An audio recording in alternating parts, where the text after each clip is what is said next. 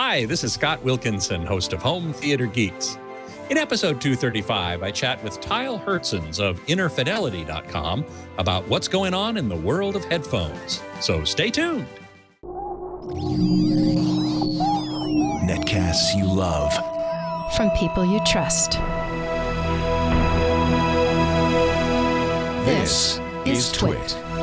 Bandwidth for Home Theater Geeks is provided by CacheFly at CacheFly.com. Hi, this is Leo Laporte, and if you'd like to help us design our new website, I invite you to visit twit.to/navtest. We've got 8 quick questions we'd like to ask you that will help us make the navigation easier to use. That's twit.to/navtest. Thanks a lot.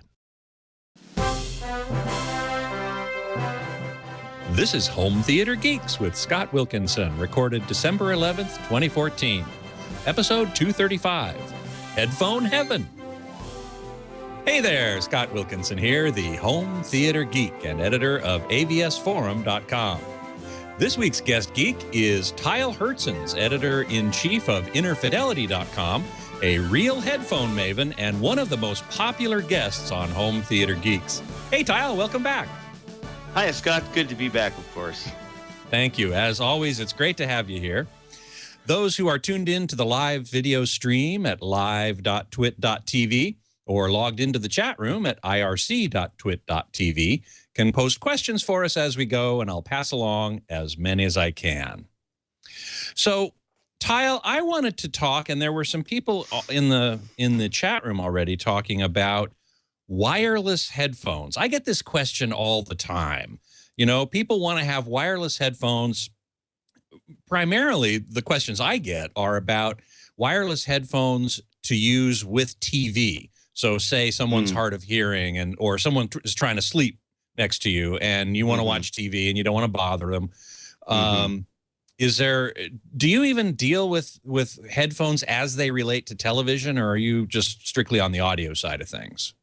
Well, no, certainly I've considered it and looked into it a little bit. And what I found, and what I've found for decades, really, is that the Sennheiser headphones just crush everybody else in that department. Now, I haven't looked at it deeply for quite some time now, and that may have changed over time. But frankly, the Sennheiser cans are just spectacular. There's a number of models. Down on the bottom end, there's an RS-120 and an RS-110, I think. But the RS-120, I think, is a real good one for the price. It's got good features for the price. And then there's an RS-170 and an RS-180. It's been a little while since I looked at them, so I'm not really sure which is which. But one is a closed and one is an open headphone. One has surround processing in it, and the other one doesn't. It's more for music listening. I think the open one is more for music listening. And then, so there's a couple of features that are different on it. So it's worth taking a look at both sets of features to see which exactly would be best for you. One, for example, has a compression, a couple of levels of compression in it so that you can get all the volume at the same level for the older folks that are hard of hearing. But by that, you mean dynamic compression, not data compression. Right, dynamic range compression, so that the volume is sort of always at the same level. And as the volume goes down, the level stays up when you're listening to it. I mean, so in quiet parts, it gets louder. And that way, people who are hard of hearing don't have to keep fiddling with the volume, and it's always staying at a good, solid level, and speech intelligibility is there. They also have an RS, I can't remember the number, a very high-end digital one. I've heard it a couple times at trade shows. It sounds great, but I'm sure kind of overkill for most people. Nonetheless, the bottom line is for TV purposes, I have no hesitation in recommending the whole Sennheiser line. They just do a fabulous job on it. And that's one of those things, maybe at the CES this year, I should start looking into them again and see if somebody's come along to knock them off their perch. Now, do the Sennheisers use RF, radio frequency technology, to beam the signal from the transmitter, which is connected to the TV, to the headphones, or has everything moved to Bluetooth now? No. In the case of Well, I don't know. It'd be interesting to find out if they started switching over to Bluetooth for the home and for wireless headphones in the home. Usually, however, wireless headphones for home theater and home use, where you kind of hook it up to a stereo, um, is spread spectrum, RF spread spectrum transmission. Hmm. If you look through the Sennheiser line, I think they use a couple of different methods at the different levels. I know that the very top of the top line version is a digital transmission, so it doesn't use it's transmitting bits, not analog signal. So there's some differences in the way that works, but for the most part, most of those kind of headsets are RF spread spectrum transmissions. Mm-hmm. JJ to the 4884 in the chat room's got a couple questions. Sure. One is, can you convert standard headphones into wireless? I've seen I haven't used any of these gadgets, but I have seen gadgets that provide wireless links, both well in numerous different versions. So sure, there's a way. There's these little looks like a little amplifier you can put in your pocket, but it's a Bluetooth receiver and you can plug regular headphones into it. I worry a little bit about the quality of that. If somebody does it carefully, it would certainly be a cool way to go. And put a nice little headphone amp in there, just to try to pry out the output impedance specification and make sure it's below 2 ohms, let's say. And then I'm sure there's a similar Sennheiser even makes one, it's kind of expensive, but it's a wireless digital transmission link from your TV to a little box that you can plug headphones into. So you can make any headphone into a wireless headphone. But the last I recall looking at that, it was like $300 or $400 or something. It was kind of a pricey piece of gear. I'm not quite sure what that was, why it was so high in price. But yeah, there's absolutely ways to do that. And of course, there's all manner of little wireless Bluetooth transmitters out there. I just recently bought one for my tester because I needed to start testing the wireless headphones in, I believe it's called Avantree, Avantree. They make a few different versions of low latency aptX wireless Bluetooth transmitters. So it's just a standalone transmitter. You plug it to whatever line output source that you want, and then you can pair your headset to it. aptX is actually very important for movie watching because it's got the lowest latency, and there's actually a new low latency aptX. It's something like 42 milliseconds or something like that, or I can't remember the exact numbers, but I do know that the current aptX is fairly low latency. And then I guess in terms of in general, Bluetooth 4 is now out, and aptX is available. And so when you're looking for headsets, it's not a bad idea to try to find these Bluetooth 4 aptX headphones because they pair so fast. Now, this isn't NFC pairing. This is, once you've paired it with your phone, you turn the thing on and boom, it's attached to the phone almost instantly. It's really cool.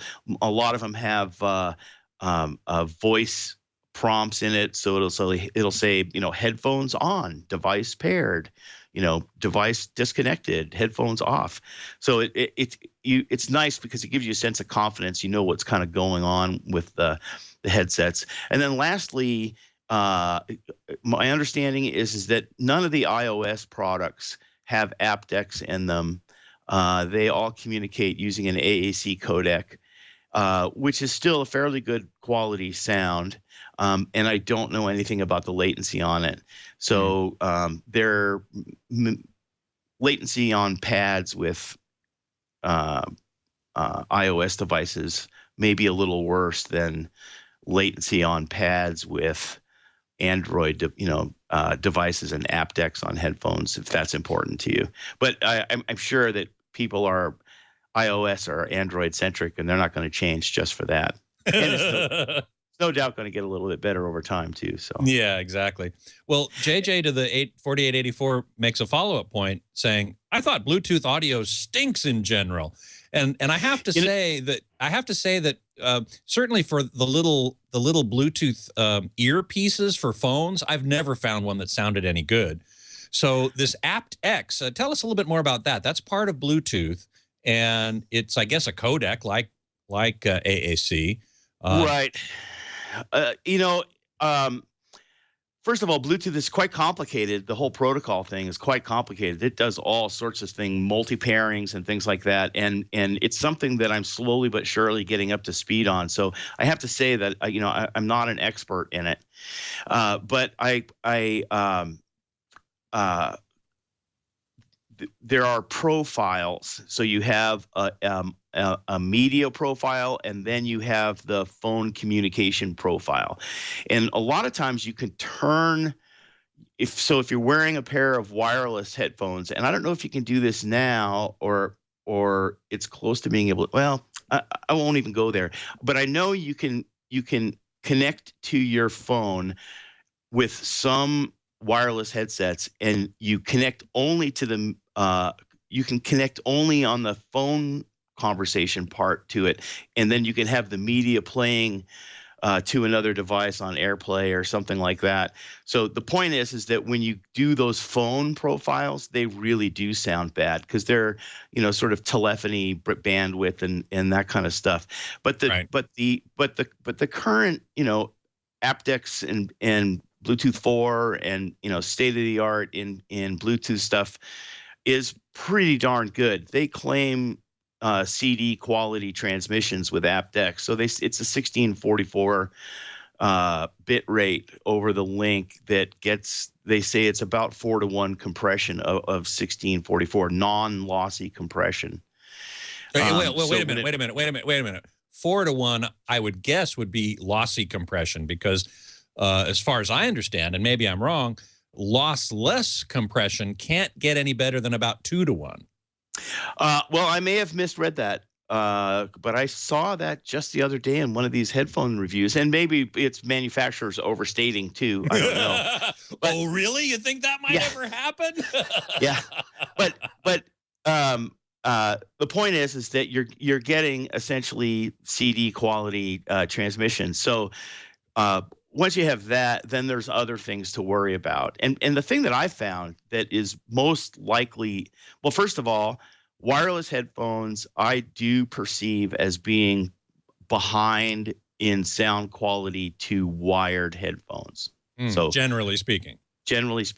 Now, if it's not due to the bit rate and the quality of the audio signal, what's it due to? And I think there's a couple of answers to that. The most important of which I think is that when you put batteries and Bluetooth electronics and stuff like that inside the headphone, you're using up a lot of that space inside the headphones that's being used for acoustics, and you're making the space very often into irregular shapes, which is not necessarily such a good thing acoustically. And so the bottom line is that once you start producing headphones that have all this electronics in there, then it gets a little more complicated on the acoustic side, and I don't think they're doing that as well as they are headphones that don't have any electronics in the earpieces. That's a very good point. Yeah, and I think, however, that they'll keep working on it, and I think that just like regular headphones have gotten substantially better over the past 5 years or so, I think we'll see Bluetooth headphones continuing to get better over time. And another reason is because there's going to be more than just, Bluetooth and audio electronics in there. Pretty soon you're going to start having the various sensors needed for fitness tracking and stuff like that, and head movement sensors. And so they're going to have to figure it out, how to make a good sounding pair of headphones with electronics in the earpieces, because it's going to become more and more and more common. Well, that leads me to wonder whether or not one could take the electronics, such as the Bluetooth and amplification and so on, and maybe put them in a little external box that you could put in your pocket. Now, I know that that's not elegant. It's not cool, but it could very well allow them to focus on the acoustics of the cans while keeping the electronics outside. Well, you're thinking like a geek, Scott, and that's a good. And I consider that a good thing. Oh, good. Okay, thank you. Yeah. Most of the public doesn't think like geeks, and of course, most of the big companies out there don't like to think like geeks as much as they can, but they of course have to have geeks on board. Yeah, I think somebody will do that, and maybe we'll see a small high-end company come together that specializes in portable Bluetooth receivers and things like that for the headphones. The thing is that if you're thinking of it in terms of using the headphone portably, then the device is as close to you as the thing in your pocket. I don't know. Well, I think there's room for it. I'd like to see one. I sure as hell would. Somebody make one and produce it, and I'll review it. I'd be happy to. Very good. A challenge to the industry. Yeah. I love it. I love it. Well, listen, a couple people in the chat room have weighed in on the Sennheiser's. S-Wave Pro says the RS-120 is the closed version, and you can get them for $99. Hey, yeah, they're real cool. cheap. Yeah. Fries with that says RS-180s look sweet. Wish the price point was better. So maybe they're the little bit more expensive one. And Beatmaster says the RS-220 is the digital version. So right, that's the big one. That's the one you were talking about earlier. Yeah, there's an RS-110 also. And I think it doesn't recharge the battery in it or something, or the stand doesn't recharge it. But I think the RS-120 is worth the small price differential to get the onboard charging hanger and all that kind of stuff. But that's an on-ear headphone. It's not an around-the-ear headphone. Let's make sure everybody understands what we're talking about here. On-ear, over-the-ear. Just give us a quick definition of those. All right. Well, the technically correct term for a headphone that has a pad that goes all the way around your ear is called a circumaural around your ear, circumaural headphone. But people call them over ear or round ear headphones, full size headphones. There's a number of different names for them. And then supraaural means on the ear, and that's the technically correct term for an on-ear headphone. That one, people have pretty much settled into on-ear as the right term for that out there in the world. And there's a couple of other types as well. There's intraconchal, which is an earbud. And then that's within the concha, otherwise the concha of your ear. Yeah, and then the external part of your ear there. Right, it's an earbud basically, and then I can't remember what they use as a technical term for an ear canal headphone, one that goes in the canal, but we call them in-ear monitors, or IEMs sometimes. IEMs, exactly. Now, Loquacious One in the chat room is saying, I wish they would make headphones more comfortable to wear for longer periods. When you review headphones, I assume you probably evaluate the comfort factor as well as the sound quality, right? Absolutely. Yeah. Absolutely. And do you find one design over another generally more comfortable, like circumaural versus supraaural, to use the technical terms? Yeah. Well, certainly a circumaural and around the ear headphone is likely more comfortable than an on-ear headphone. On-ear headphones, they usually get bothersome after an hour or two to some extent from being on your ear. But really, it depends. There's a lot of different factors. How heavy the headphones are, how much of the top of your headphone, top of your head, how much does the headband touch the top of your head? So how big is the contact patch? With some headphones, it's really, really small, and that can be very, very irritating, even if the headphone's very light. A lot of times you get headphones where the ear cup isn't very deep, or there's a little plastic corner right where the flap of your ear touches and it goes into the back of the ear cup. And you won't notice it at first, and then after an hour, you get this sharp pain in your ear and from touching there. So, you know, and then there's different people have different size ears and heads and stuff like that. I can tell you if it's comfortable on my head, but I can't necessarily tell you if it's comfortable on your head. Yeah, sure. So it's pretty complicated. It's just like sound quality. It's a fairly subjective thing and personal, you know. So you can, generally speaking, I give it my best shot, but it's definitely one of the most important factors. And in fact, that's one of the interesting things about reviewing headphones headphones relative to other types of high-end or audio equipment from an enthusiast perspective. And because comfort and styling is often as important as sound quality, or possibly more important, depending on how bad the comfort is or how bad the styling is. You know, so it's like shoes, you know. Yeah, you want them to look nice, but they got to fit and be comfortable, and you know they got to suit the clothes that you're wearing, you know. So, so there's a lot of things that go into reviewing a headphone. Absolutely, I work on the comfort, and absolutely, some headphones are way more comfortable than others. For example, the Sony MDR-1R is a supremely comfortable headphone. It does have a little ridge in the ear cup that can bother you sometimes. And the Blue MoFi, though it fits and its ergonomics are really unusual, it's so heavy that you can't wear it. I couldn't wear it for very long. So because I think isn't that because the MoFi, for among other things, has an amplifier built into it?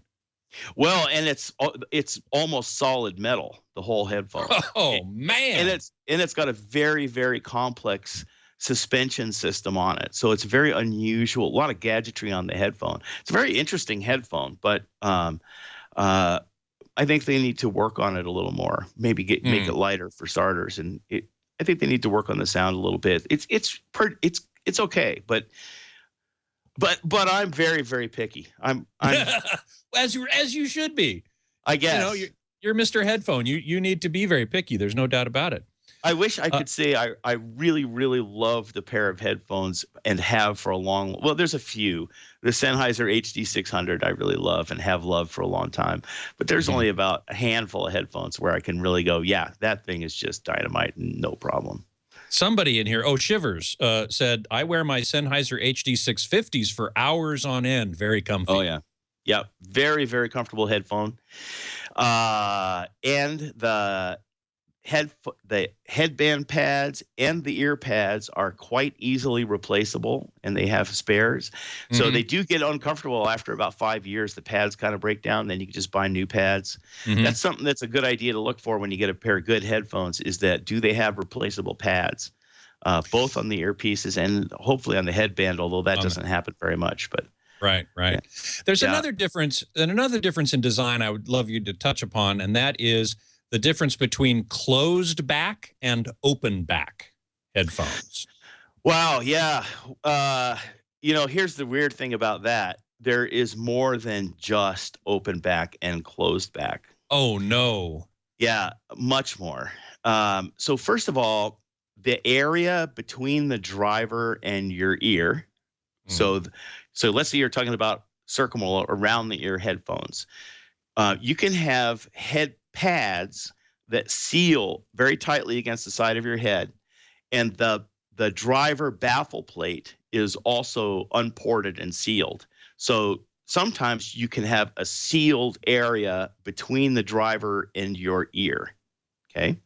And then you can have a sealed area behind the driver to the outside world. And then you can have all sorts of variations between them.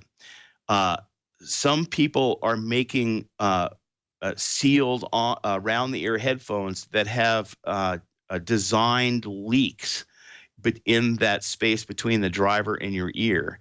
Almost like a ported speaker almost. Well, it's not quite, not really, because it does a completely different function.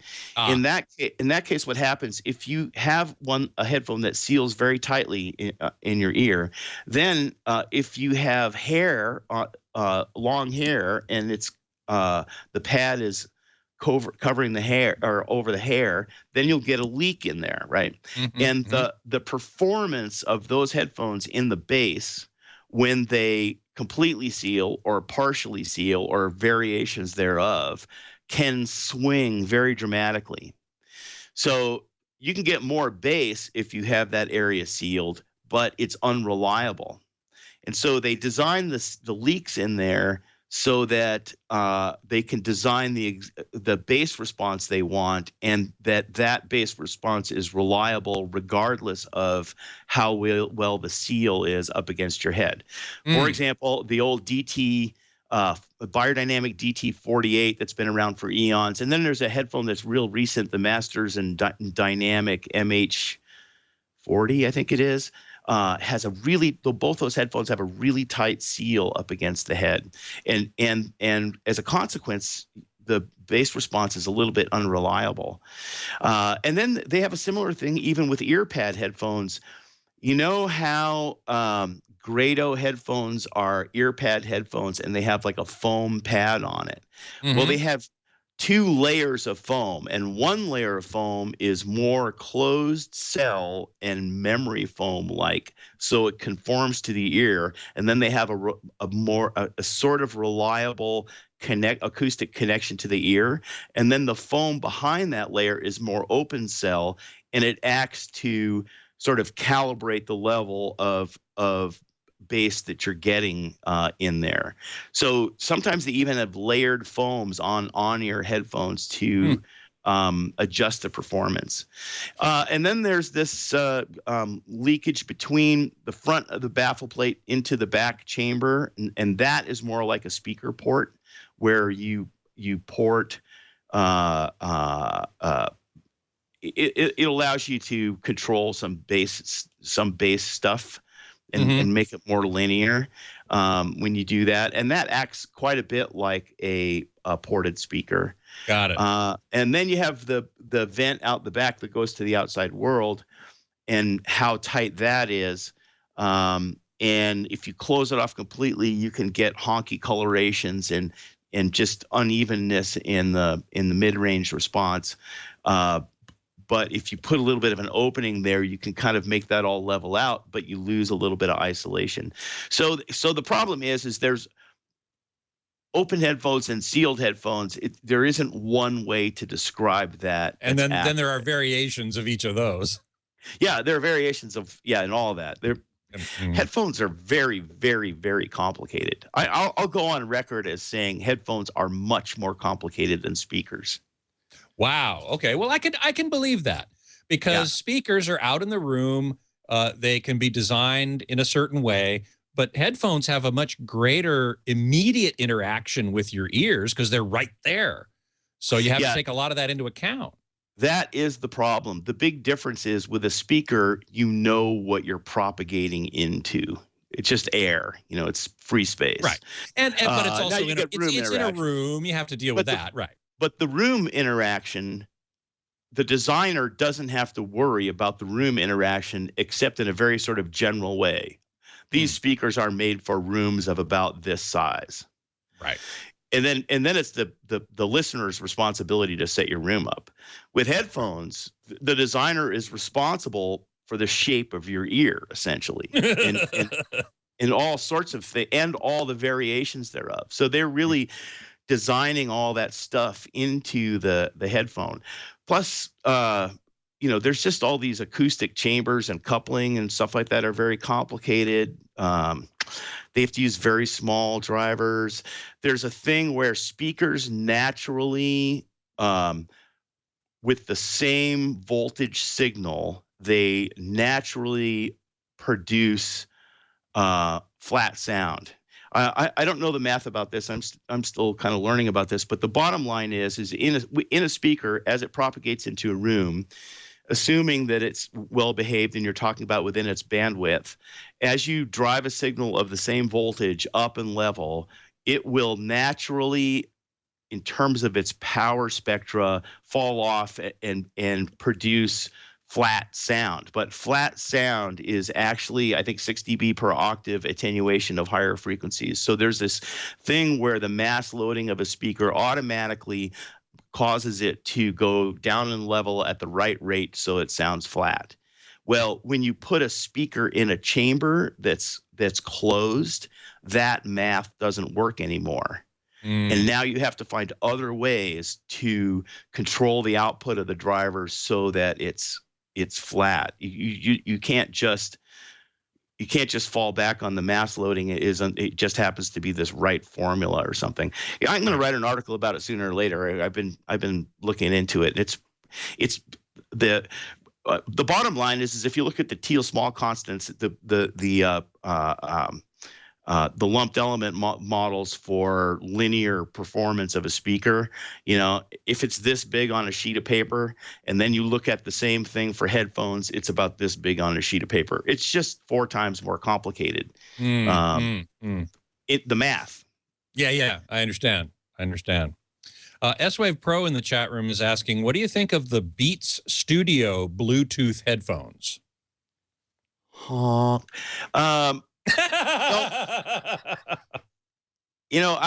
First of all, I need to say this, and I need to say it loud and clear. In the last year, this current bevy of gear that Beats has produced in the last 6 months or so, the improvement is dramatic. I would say Beats, I would say Beats is a no joke, legit headphone maker now. Okay, they do as well on average as most of the very good headphone makers. Their quality. Do you think that's because of the Apple acquisition? No, it was happening long before the Apple acquisition. I think it's because they made so much more money than they made. Just they owned the market, 60% of the $100 headphone market or something ridiculous. They were just making money hand over fist. And they knew at some point, we actually have to do something with this money now if we want to keep on going. We got a lot of people, belly aching about the sound quality, including me, and the build quality. And starting about 2.5 years ago, I started hearing from other headphone engineers that a bunch of Beats engineers were showing up at headphone conferences. So there were like 8 or 10 Beats engineers showing up at all these conferences starting a couple more than 2 years ago. And so they really focused on it, and they really did really significantly improve. So currently, for example, the new Beats Solo 2 is on my wall of fame. Which I think we have a picture of. Let's take a quick look at that if we can. There they are. Yeah, there's the Beats Solo 2s. They are a fabulous headphone for the general public. They're a little bass heavy, not crazy bass heavy. The build quality is fabulous. It's got a great little case with it. It's a $199 price point. They have a huge market share, and that headphone is going out to a lot of people, and I am sure, making a lot of people really happy. That is an honor to the art of music that they've done with that headphone. Okay. Wow. Fabulous job. Going from a point of derision from most audiophiles anyway that I've heard, Me too. to a point, you too, in fact, to a point where now they're on your wall of fame and really highly touted by you. That's huge. Yeah. And the whole line made significant strides forward, with the exception of the Studio. Oh, man. Yeah. Now, the Studio used to be their best product, and it was just mediocre. Okay. The new Studio is a little bit better, but it's kind of a sideways move. It's different sounding, but not really that much better sounding. It's a little bit better sounding, but the build quality is terrific. It's a beautiful build quality. Mm-hmm. But the problem I had for it is, one, you can't turn the noise canceling off. You turn the thing on and that's it. You know, it goes noise canceling on and wireless active. It searches for the Bluetooth thing and connects up. And battery life, I don't remember what it is off the top of my head, but it's not too long. I mean, it's 8 or 10 hours or something like that. Once it dies, you can't run it on the cable. You have to recharge it. There's no replaceable battery in it. But here's the worst thing. The noise canceling circuit is unstable. And if you put your hands over it like this, it'll start going this low frequency motorboating. And it's bad enough that if you lay on a soft pillow and the pillow comes around it, it will start doing this. And it goes anywhere from distracting to downright intolerable, the level of this chuffing sound. Wow. And I actually did a poll. As soon as I heard about it, you know, I went, well, I wonder if this is really a problem. I mean, how many people listen to headphones in bed at night? And so I put up a poll on innerfidelity.com, and I said, how many people listen to headphones in bed at night? And the choices were almost every night, once or twice a week, once or twice a month, once or twice a year, or never, right? Right. And a solid 50% picked almost every night or once or twice a week. Wow. So it's very common. Right. 1 out of 2 people listen to headphones regularly in bed. And if they bought sure those, as heck don't want these if they do. No. And that the problem is going to come out of thin air for them. They're going to be laying in bed one night and you're going to go, what's there, a truck or a train? You know, what's going on? Helicopter flying overhead? Yeah, oh my gosh, black helicopters. So, yeah, right. yeah, it's really just it shoots the product out of the water, in my opinion. And the wired studio does it too. Really? Wow. Yeah, so it's not just Bluetooth. Both use the same noise canceling circuit.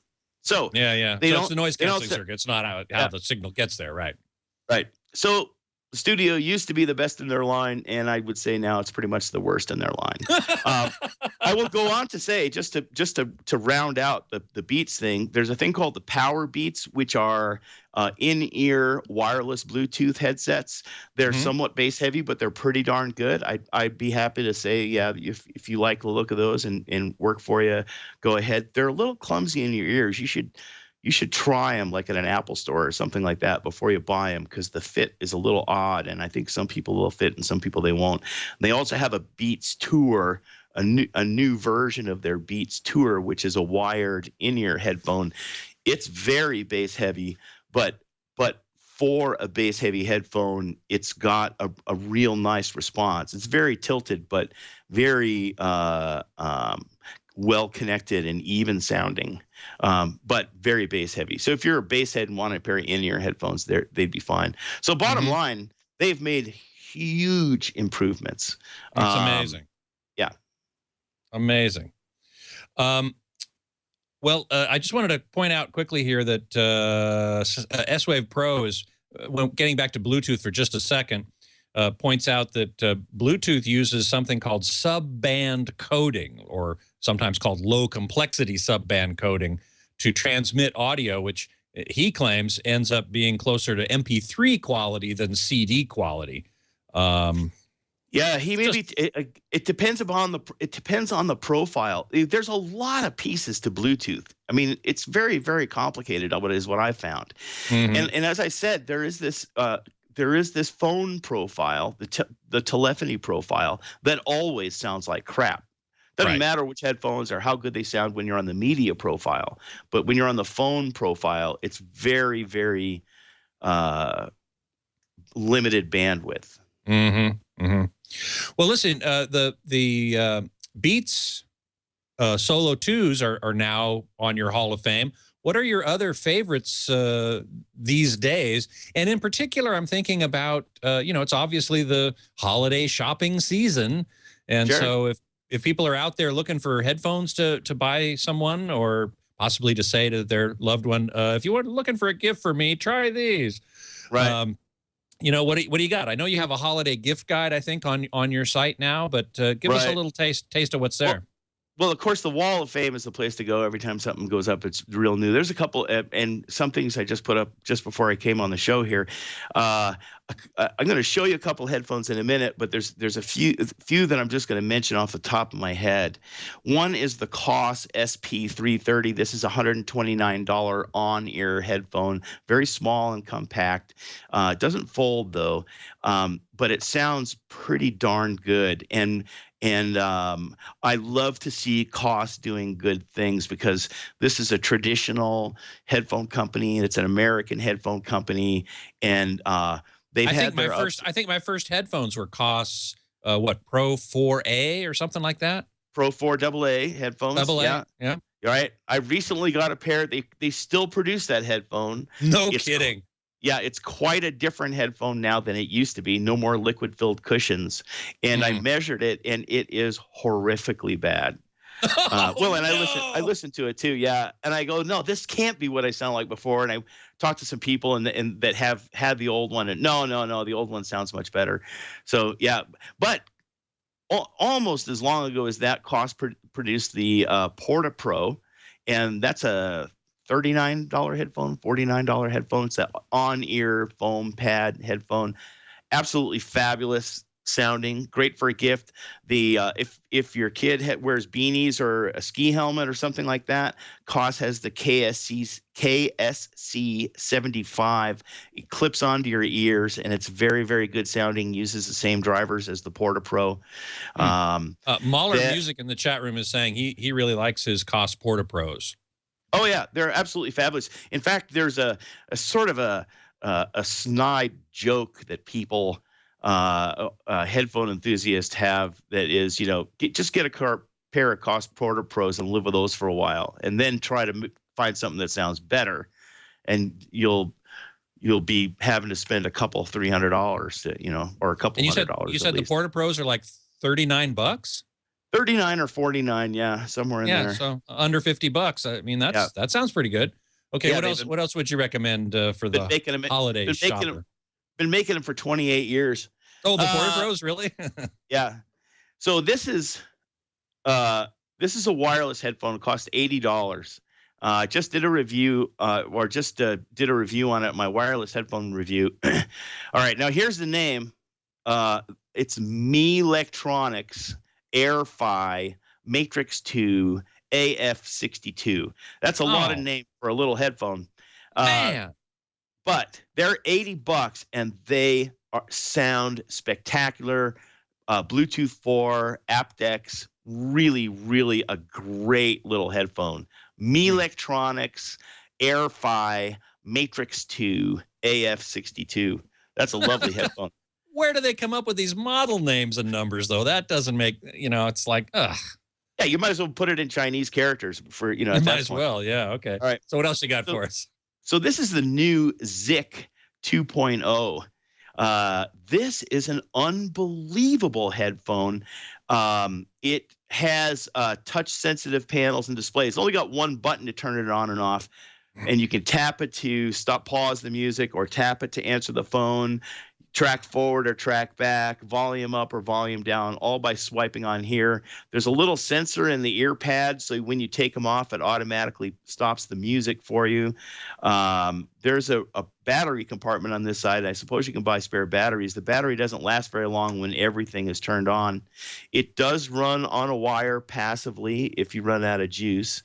The companion app for this has a virtual surround built into it, and you can change the size of the room and the angle between the speakers. It has a parametric equalizer, a 3-band, but it might be 5, but I think it's a 3-band parametric equalizer in it. These are relatively expensive at $399, but they're absolutely a gorgeous headphone.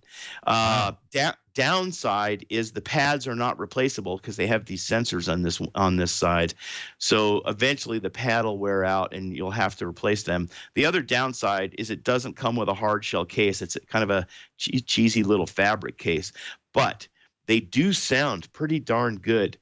Fairly flat, but have a very well extended bass and a rise going up all the way to be about 8 dB up at 20 hertz. It doesn't mostly the headphones will have this big bass hump, but these just keep rising and rising till they get to the 20 hertz and then fall off. So it's a little bit of an unusual sound, but it's terrific for movies and stuff like that. Bottom line, business person, person who likes style and stylishness, these are really pretty cool. So you said they have surround simulated surround sound from the app, right? Right. I don't think they decode DTX or Dolby or anything like that. It's a synthesized surround from two channels, I believe. But it's got a 32-bit DSP processor in the earpieces, so it's doing it in the headphone real time, doing this surround synthesization. I don't know. Synthesization, I think. Well, yeah. So go ahead. And then lastly, for those of you who are wanting a pretty good pair of headphones for Christmas, this is the new Philips X2. I believe it's a $399, but I'm not really sure. It might be $299. Philips, the Belgian or Dutch company. Yep. Although the audio part of Philips, and I don't know if this includes TVs or not, but the audio part of Philips that was Fidelio and that stuff got purchased by another company, and it's now called Woox, Woox. But they still use the Philips brand on the boxes and stuff like that. So this is still called a Philips X2. This is the first time I've heard a headphone that I thought might be able to knock the HD 600 off the Wall of Fame. I would say they're not better; they're just different sounding. These are, to my ears, a little more neutralish, although the treble's just a little bit grainy. It's not harsh; it's just a little grainy-ish sounding. But nonetheless, this is a lovely, lovely headphone for an enthusiast at Christmas. Philips X2. Excellent. Got a couple questions about in-ears and on-ears. S-Wave Pro asks what your favorite in-ear headphone is that you can take seriously. And Eric Duckman is asking what's your feeling towards in-ear versus buds, which he tends to call on-ear. So in the canal versus not in the canal. Right. And if you have any of either type that you really can take seriously. Sure. Well, again, the Wall of Fame is a good place, and I'll have to say that I don't do Inner Fidelity's in-ear reviews. A guy named Joker L does. Joker is famous on Headfi, has been reviewing in-ear headphones, has a thread on Headfi with hundreds and hundreds and hundreds of in-ear headphones, and I've managed to coerce him into writing in-ear headphones for Inner Fidelity. So he's actually the expert, and he sort of maintains the Wall of Fame for in-ear headphones. So you can look there. But for me personally, my favorite in-ear headphone of all time is the Shure SE535. I think there are some others around that are probably as good anymore, but they're not what you think. I didn't like the AKG K3003. I didn't like the Shure 846, which is supposedly the better one than the 535. The new Sennheiser IE 800 I didn't like, which is a more expensive one. So I found a lot of these expensive generic in-ears are pretty fail so far. On the lower cost side, the new Rocket 2s, the Aura Sonic Rocket 2 is a terrific in-ear headphone. It's a little pricey. I think it's a $199 product. It has these funny little triangular tips it has a tip that goes in your ear, and then there's another kind of looks like a grappling hook-ish shape. They call it a tri-tab, but it sticks out the sides of it to help hold it in your ear. I found that they just didn't work for me, so I take that tip off. And when you take that tip off, it's just a small capsule and then the cable. And that headphone is small enough to go under a motorcycle helmet, and there aren't very many of those. So if you're a motorcyclist, the Aurisonic Rocket 2 is a terrific headphone, and it sounds very, very, very good, I thought. And this is important to you because you, in fact, are a motorcycle rider. I are a motorcycle rider. Yeah, you bet. When I can. Not this time of year up in Montana, but oh no. And Kisnet then I'm sorry, go ahead. About earbuds versus in-ear canal headphones. Oh, sure. Yeah, finish that one up. Yeah. Earbuds, I would say, as a category, are the absolute worst sounding of all headphone types, because there is no control over the acoustic coupling into the ear. It's just kind of sitting in there flopping around, and they have very little bass response. They just don't really work very well. Frankly, the Apple EarPod is pretty darn good for an earbud, but it still sucks because it just that type of earphone just doesn't acoustically couple well to the ear. It's sort of uncontrolled, and you really can't fix it. Got it. Kisnet in the chat room is asking if we've ever heard of the O-Blank Cobra NC1-2 2.1 channel headphones, which I guess have some sort of subwoofer in them. Yeah, no, I don't think I have. I've so far been staying away from gaming headphones. I will probably this CES dabble in it a little bit. I probably go get some Turtle Beach headphones. They're starting to work with DTX now. DTS Headphone X now. So I'm going to have to start getting into gaming headphones a little bit. But it's not, I found that I have to be very careful because, for example, DJ headphones, Sennheiser came out with some new DJ headphones, and I didn't like the sound quality of them. And I talked to the engineer, and he goes, yeah, I don't blame you, but it's because they have a very special requirement for what they need to be able to hear in a very, very loud environment around them. And so they have to cue off the treble, and they cue off the bass, and the mids they really don't care that much about, or something like that. And so I sort of had to recuse myself from realistically reviewing those headphones because I don't use them in the manner that they are intended to be used. And I wouldn't be surprised to find that the same thing is true of gaming headphones, to probably a lesser extent. But they want very, very crisp, clean edges and stuff like that.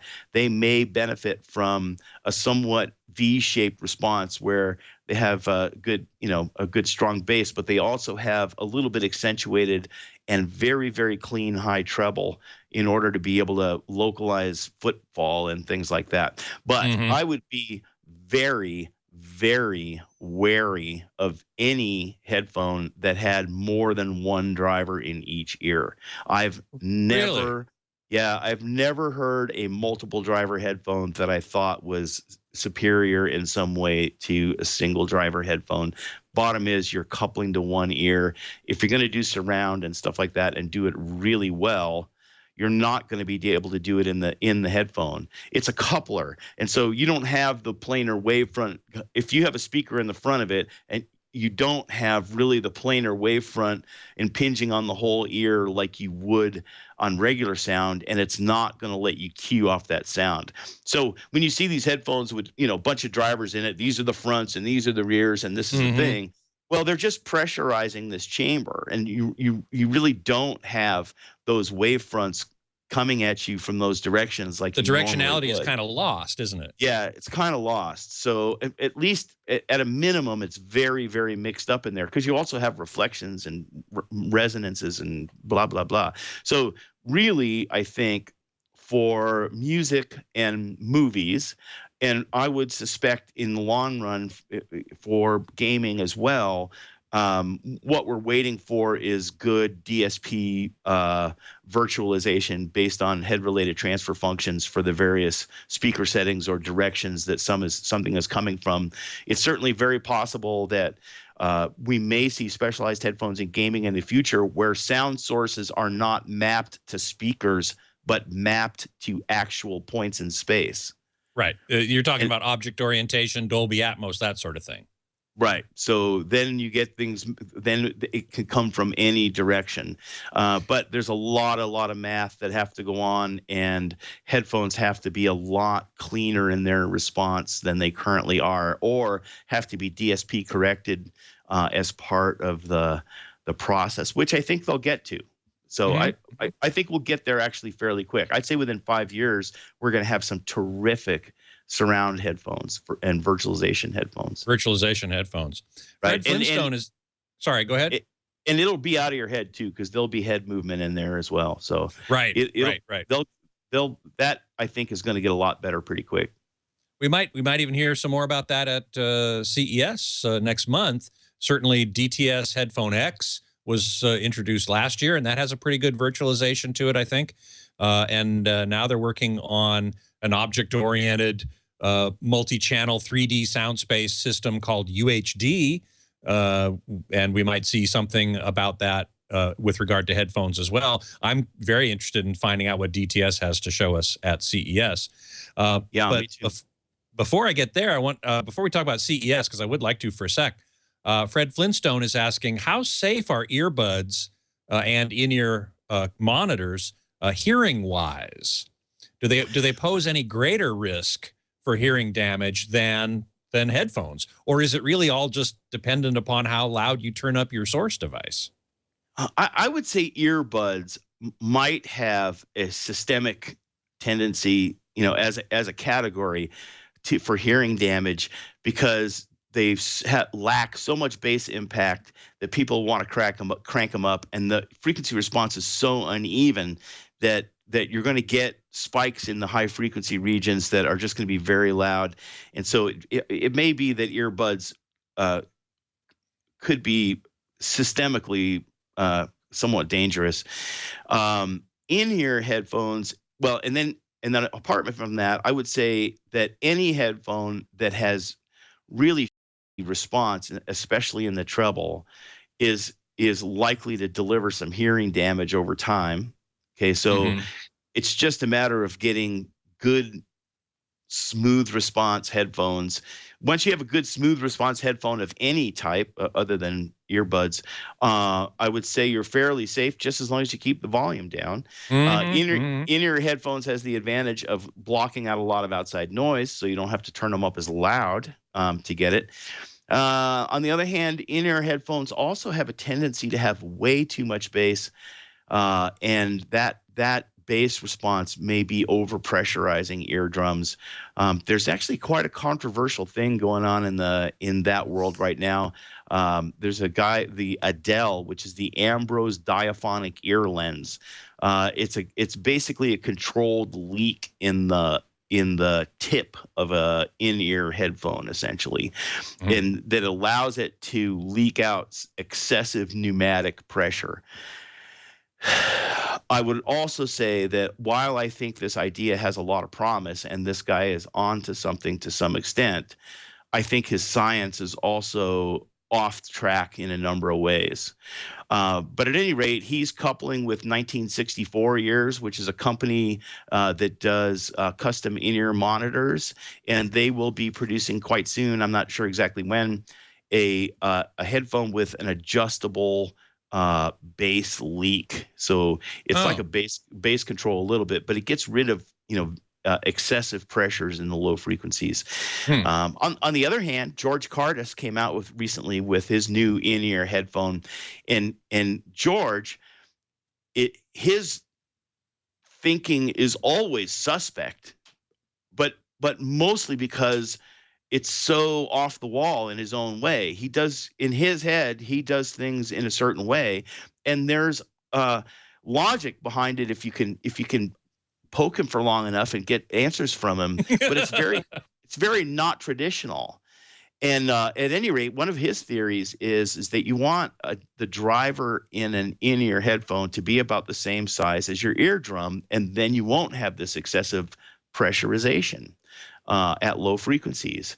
And I think he's right. I think he came to that conclusion intuitively, but I think he's right, probably. And his new headphone has lovely bass response, quite a few unusual features, an absolutely gorgeous cable on it, and it looks like that's going to be the Pono headphone. That you can buy a pair of these new Cardis headphones with your Pono player if you'd like. So he's going to become official headphone supplier for Pono. Somebody earlier in the chat room, and I won't be able to find it easily, asked what you think of the Pono player. Have you had a chance to play with it? I haven't had a chance to play with it. I've got a great deal of confidence in air acoustics. I'm certain. I've read a few things that other people have said, so I'm certain it's a legit player. And given its price, it probably performs quite well. Mm-hmm. The bigger question is really about the Pono music ecosystem. And I've heard people having lots of problems with the software. You're talking about a pay-for-download paradigm when Tidal just came to the U.S. and for $20 you can have CD quality streaming of 25 million songs or whatever the number is, and I think the world is going to go streaming. I mean, I'm hooked on streaming services. I don't know that I'll ever buy an album again. I'm sort of ADD, so I don't listen to any one thing for very long. I like exploring different sounds. I like a lot of different contemporary world music and stuff like that. Mm-hmm. Things that are hard to buy anyway. And it's just more fun surfing around for that stuff. And professionally, I have my set of evaluation tracks that I'm very comfortable with, that, in high res evaluation tracks and stuff like that. Mm-hmm. But I have to say that, I've long been of the belief that a well-ripped 320 kbs MP3 file is virtually indistinguishable from a CD file. So I've been saying that for a long time. I think you can tell the difference, but I think it's hard to tell the difference. That's been when you're at 320 or so, yeah. When you're 320, not really poor streaming rates. 320 versus CD 1644. Mm-hmm. Well, I have to say, and this may be expectation bias. It may not be the music itself, but I find myself enjoying Tidal. TIDAL, that's that new 1644 streaming service. I find myself enjoying that much more than Spotify. Really? It's just like less stressful or something, or less of an irritant or something. And a lot of people say that about uncompressed versus compressed. Yeah. That it's much easier, much more comfortable, much less tiring listening to uncompressed music as opposed to compressed music. There's a lot of people saying that, and some research to back it up. Yeah, I don't think I could ABX my way between two well-ripped, 320K MB, 320K versus 1644 files. But I wouldn't be surprised if I could tell over time. If I had to listen for a whole day, I'll go, well, that was irritating, and then oh, that wasn't irritating. But it wouldn't be on sound quality, or at leleast conscious sound quality. It's something that's more unconscious than that. Mm-hmm. So bottom line is, I think Pono is going to have a tough time without a streaming element, and I can't believe that they're not working on that one way or another. Mm-hmm. Well, let's end then with your thoughts about high resolution audio, which Pono obviously is the champion of, going beyond CD quality to 2496 or even 192. I don't know if you heard the news last week that Meridian announced a new type of encoding called MQA, which is supposedly supposed to assure or authenticate the master quality sound that was heard in the studio when the artist and the producer said, okay, that's what I want, we're done, to get to your ears. How does high resolution audio, and perhaps with MQA, which would facilitate streaming, that's part of the reason they did it, do we have headphones that can really take advantage of those higher frequencies that have been sampled and the greater dynamic range? Not that you'd want 140 dB dynamic range right next to your ear, but how do headphones relate to this whole high-res audio thing? I think headphones relate essentially the same as speakers. They're different, but I don't see headphones as being performance limited relative to speakers. In fact, if anything, headphones have an edge in terms of their ability to resolve compared to speakers, just because they are so close to your ear. There's only one driver. They're fairly simple to drive electrically. You know, there's no crossovers and so on and so forth. So I think the performance of headphones, although I think they need improving, I think we can still improve it. I think that we're not quite there yet, but the best headphones out there are pretty darn good. I have to say, I don't think I've had a lot of experience trying to tell the difference between high res and 1644. I've done it a few times. I think that I hear it as smoother and more liquid and more analog sounding. Okay. But the problem I have, and let me ask you about this MQA. Are they remastering those albums? No. As far as I can tell, they're taking the master tapes that have been signed off on by the artist and the producer, and they are encoding that master tape in a different way. All right. That has metadata and so on that results in smaller file sizes, lower bandwidth requirements for streaming. But then at the other end, the metadata allows the decoder to reconstruct exactly what the master tape had on it. All right. Well, this is where I'm going to rant a little bit and say that all this focus on resolution is misplaced. Because with a really well-mastered album, the differences are modest between 320 kbs and 24-192. It's okay. Maybe it's there. Maybe it's audible. I think I've heard the difference between these things, but it's not huge. What is huge is going back to the original masters and acquiring a master that is not overly dynamic range compressed and maybe even remastering it. But the point is, Steve Gutenberg talked to me about this at length one day, and he says, the problem nowadays is the artist signs off on a master. And for them to sign off on a new master, so the artist has most recently signed off on this particular master for this album. So now there's previous masters and previous versions of this thing that are not in circulation anymore. And if you want to go back and pull one of those, you might have to remaster it, which is a huge amount of work, but you might only have to get the artist to sign off on it or get the bureaucratic process going to reissue that thing.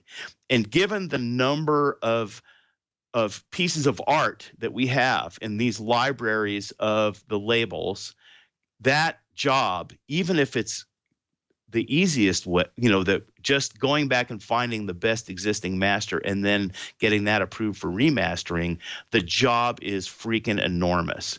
But getting rid of these overly dynamic range compressed albums would be by far the biggest improvement in sound. The best thing we could have is and the competitive edge that Pono or Tidal or Spotify or whoever HD tracks, the real competitive edge is if they could get those things redone. And I don't think they can do that by themselves.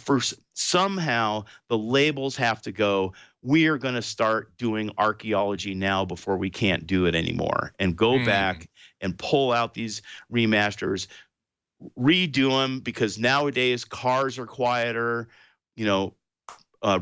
audio equipment has better fidelity. Earphones have better isolation.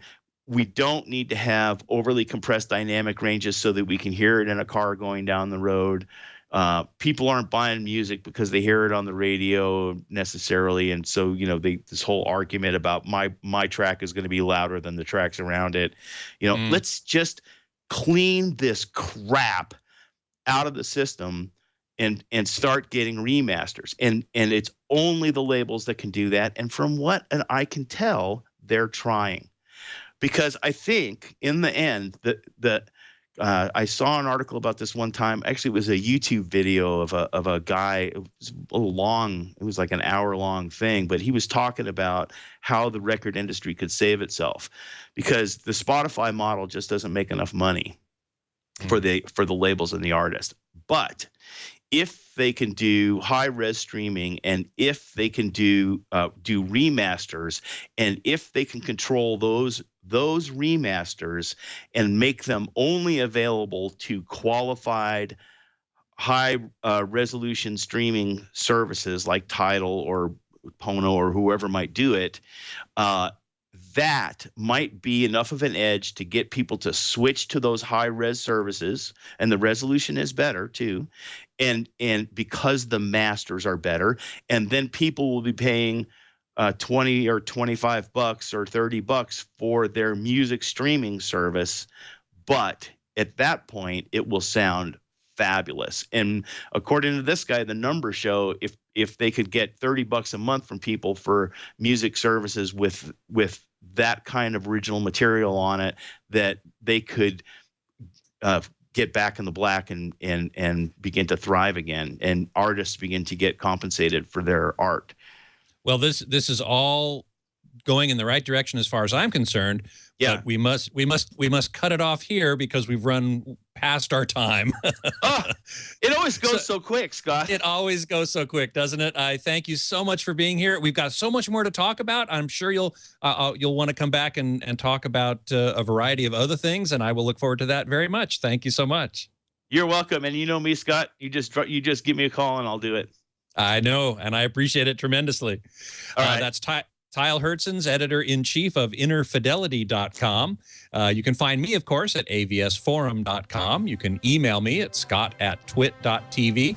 And you can follow me on Twitter at htgeekscott. Also on our YouTube channel, youtube.com/twit Home Theater Geeks. Next week, my guest geek is scheduled to be Jerry LeMay, the president of the Home Acoustics Alliance. Let's get that straight, the Home Acoustics Alliance, to talk about what else? Home acoustics. So I do hope you will join me for that. Until then, geek out.